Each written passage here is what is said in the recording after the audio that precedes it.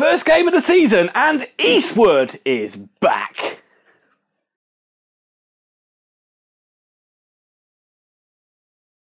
Hello everybody and welcome back to Very Biased Opinions and welcome to a new season of Oxford United Reviews. It barely seems like the last season finished, but we launched today into the start of a new campaign, and today the Yellows were home in the Carabao Cup first round to AFC Wimbledon.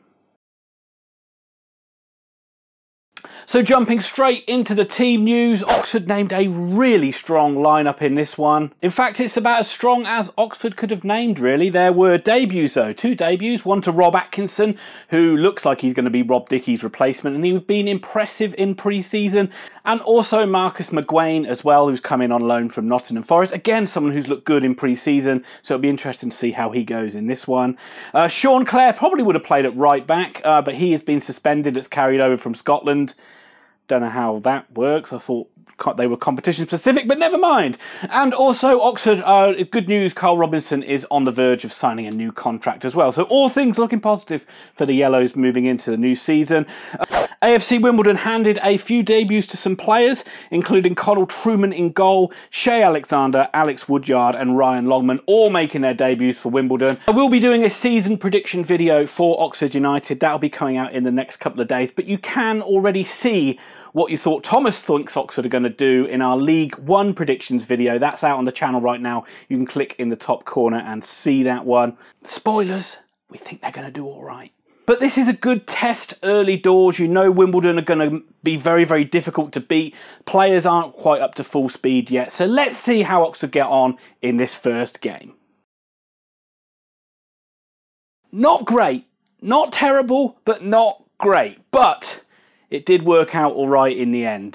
Some ups and downs through the match. The match ended up going to penalty shootouts, and Simon Eastwood was the hero, much like he was in the playoff semi-final, because this one ended Oxford United 1, AFC Wimbledon 1, with Oxford winning 4-3 on penalties. So a game very much of two styles. Oxford trying to play their passing football, trying to grind Wimbledon down. Wimbledon much more of a direct side when they got the ball. So looking at the stats, it looked like Oxford dominated it in terms of possession, which they did. But that really wasn't the story of the game. Early doors in this one, Oxford did look impressive.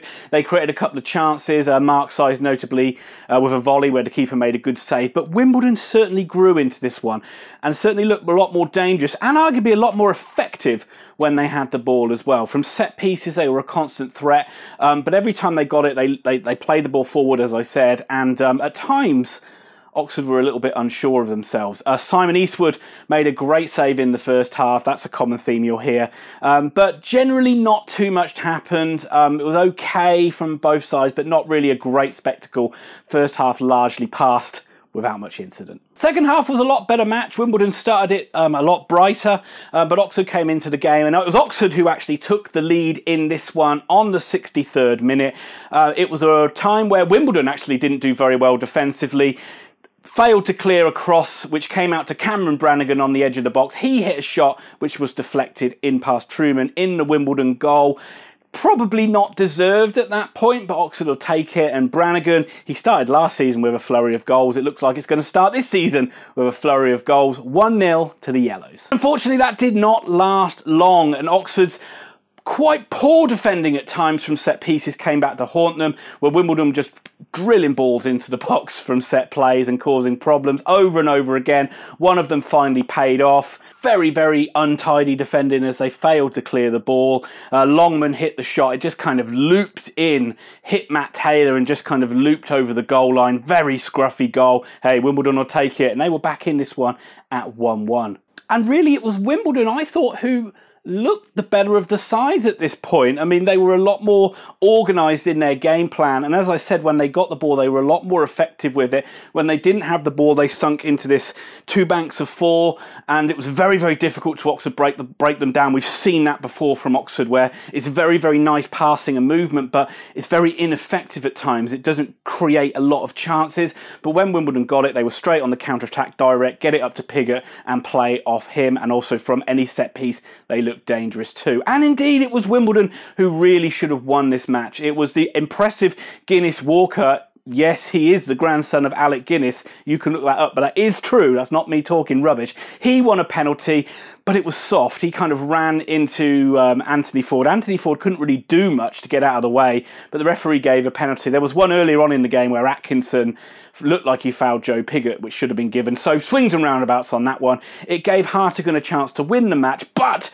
there was a hero in goal for Oxford, a hero who was much maligned at the end of last season, one who a lot of you were saying shouldn't be in goal, but Oxford have stuck with him. He was impressive in pre-season, and Eastwood pulled off the goods again. Great save from that. That was also off the back of another fine save he made midway at the start of the second half too. So fantastic performance from Simon Eastwood. Kept us in this one.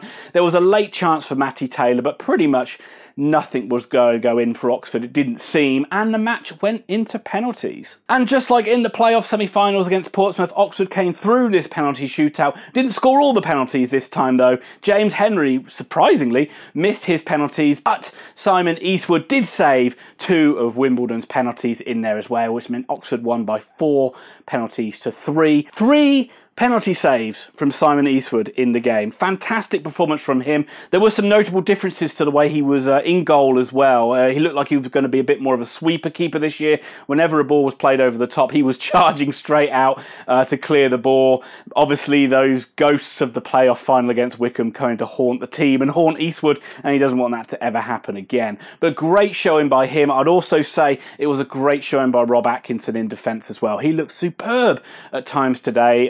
Wimbledon, a very, very strong and very physical side. He dealt with that superbly. He looks good on the ball, and the future looks bright for him. Hopefully him and Elliot Moore can cement a really good partnership in that back four. Other than that, wasn't a great performance. I thought McGuane looked okay. He looks like he's got a good touch on him, but sometimes he just wants to overplay a little bit too much. But a lot of Oxford players were guilty of that, and a lot of Oxford players just didn't look very sharp. Little bit worried that there's not a lot of pace in the side, but I'm sure with other players coming back, and obviously with the transfer window not closed yet, hopefully that's something that's going to be addressed. So not a classic by any means, but Oxford go through into round 2 in a competition we have a lot of history in, and you know, it's always good to get through. You get through the first couple of rounds, who knows, you could get one of the big boys coming to the Kassam Stadium once again. And that'll just about do it for this review. I hope you enjoyed it. It's the first of many over the course of this season. If you did like the video, please give it a thumbs up. That helps us out so much on the channel. And if you haven't yet subscribed, hit that subscribe button and the notify bell so you don't miss out on any future videos. Check out our Predictions League as well, and please join us on it. It's a free competition we're running this season where you can win up to £400 of prizes. It's free to enter, and all you do is just predict Premier League prediction scores every single week. But please, we'd love to have you along on that. And also, we are an Amazon affiliate. There's a link down below in the description. If you buy anything on Amazon, please click on that link, and we get a small commission on that purchase. It's a small click for you, but it helps us out, and everything that we do make, we pour it back into the channel as well. So don't worry about the midweek game against Chelsea. I am not going to be covering that, but I will be back covering the Lincoln game at the weekend, which is a heartbreaking one for me, considering I live about 5 minutes from the ground and I can't go.